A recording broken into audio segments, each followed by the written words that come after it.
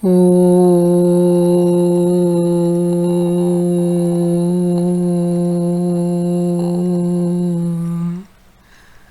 Sairam. Hara Hara Shankara, Jaya Jaya Shankara. Episode 6. Shri Mahaswami-The Sage with Eyes of Light. The Diary of a Seeker of Truth. Dr.Serge Demetrian. Dear devotees, now we shall continue to listen to the prologue. The present work is the report of careful observations of external facts and accounts as detailed as possible, along with those of the inner experiences. We endeavored to always keep the attitude of a respectful witness, and we put forward our findings only after repeated observations that stood the test of time. Our conclusions of the first period were confirmed, reinforced, and widened during the second and the third period. The external situations we observed are all true, and the internal events we experienced are all genuine. We have recorded throughout this book those happenings which seemed clearest and were devoid of hesitation. The extreme complexity of some interior events made it sometimes impossible to give an account. If in the pages that follow the descriptions are imperfect, this is not due to the quality of the phenomena, but to the imperfection of our mental and sensory instruments, which were quite often overwhelmed by what we had lived through. We accept the responsibility and we request our readers not to judge us too severely. In the instances where our capacity to render the inexpressible proved to be insufficient, at the least we strived to suggest something of the numerous overwhelming encounters. The method my master preferred was that of silence.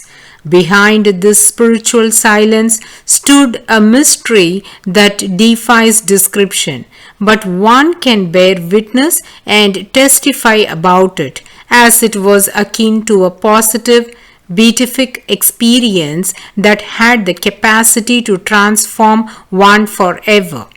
Except for a few verbal exchanges, and that too through the intermediary of translators, Shri Mahaswami from Kanchipuram addressed me directly only once in more than 25 years with just 4 words in English. He compensated for this reserve by his capacity to convey to me through silent thought elaborate information, and he even answered my inner questions so often that I do not doubt their authenticity. As regards what one could hear, he possessed unusual qualities of voice or voices, as he displayed 4 ways of expressing himself through words. I have mentioned everything to the best of my ability. The rarity of spoken words is the reason for the importance given in this work to the language of signs, gestures, attitudes, and situations.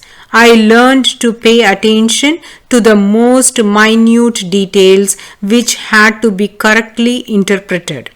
In this respect, the experience gathered by me year by year worked in my favor, as it made me much more sensitive to the guidance of Sri Mahaswami. There was also the instruction spontaneously given through the presence, Sannidhi, for which I bear witness.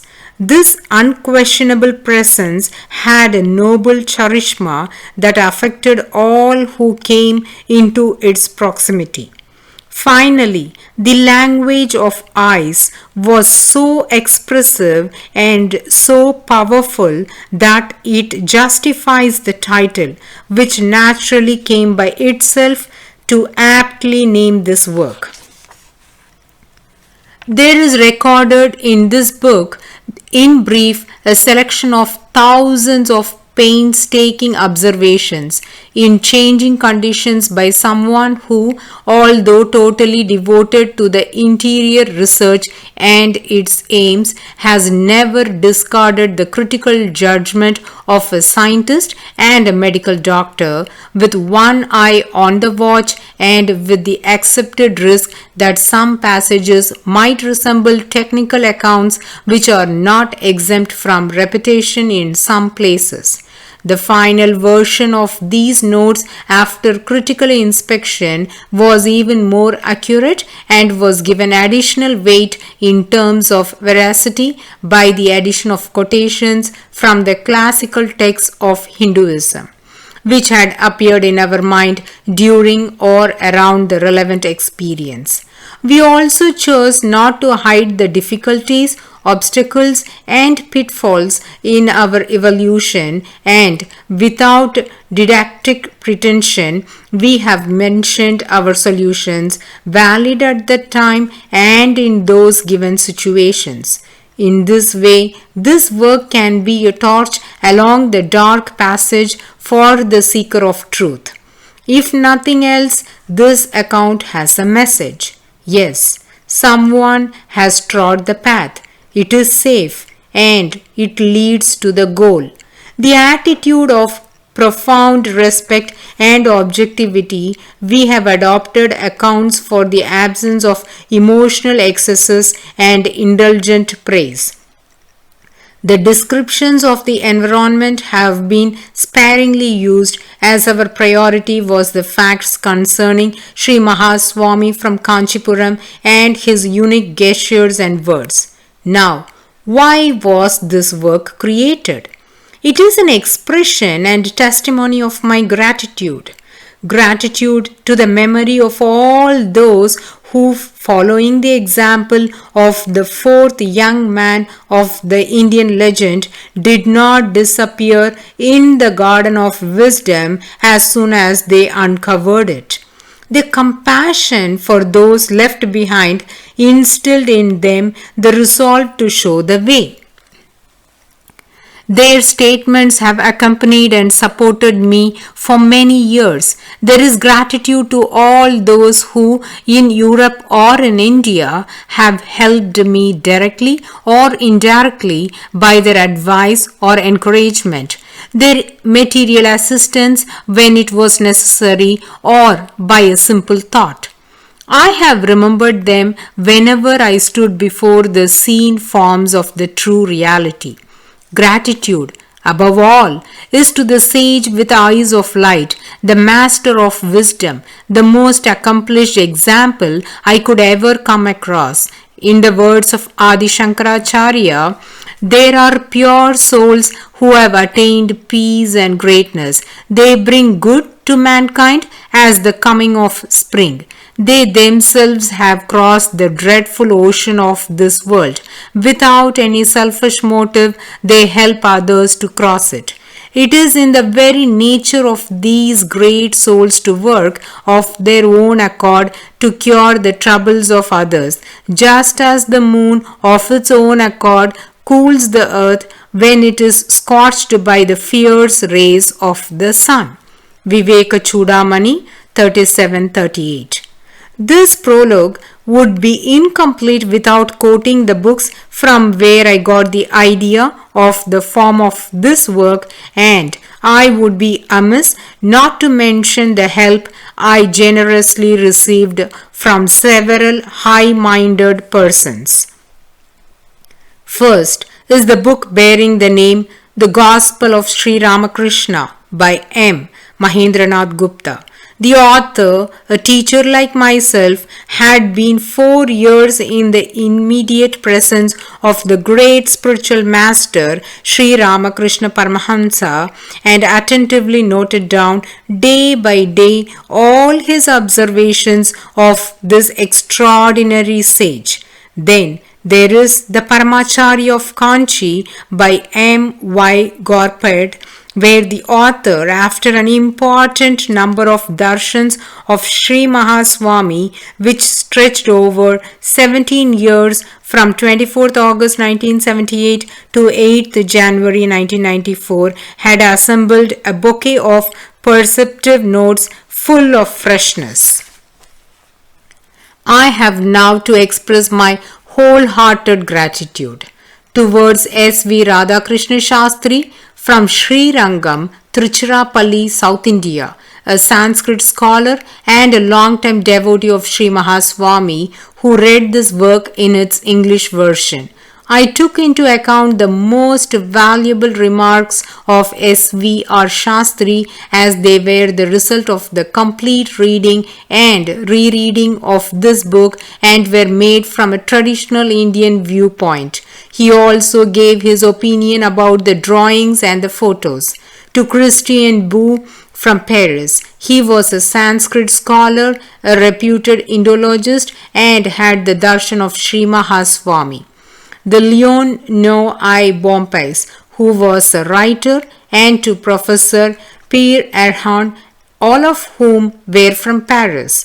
They actively contributed to the review of the entire French version of this work, and I took in account their suggestions for this English version.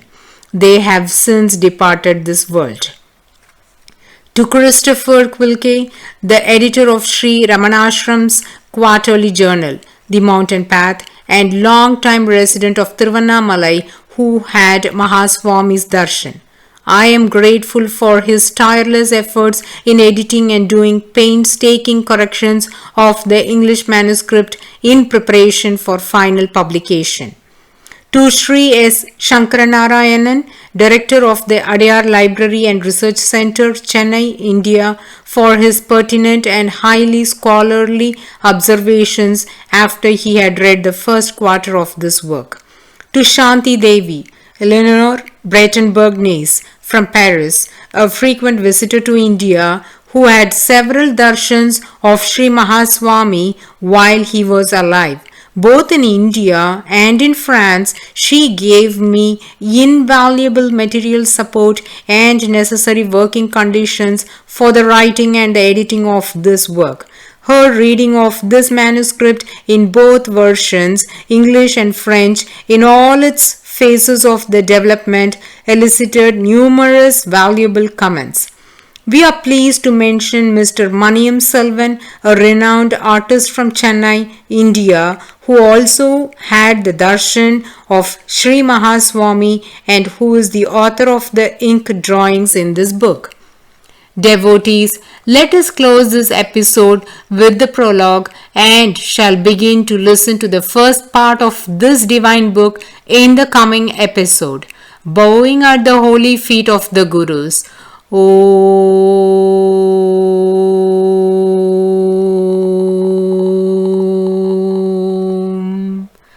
Sairam.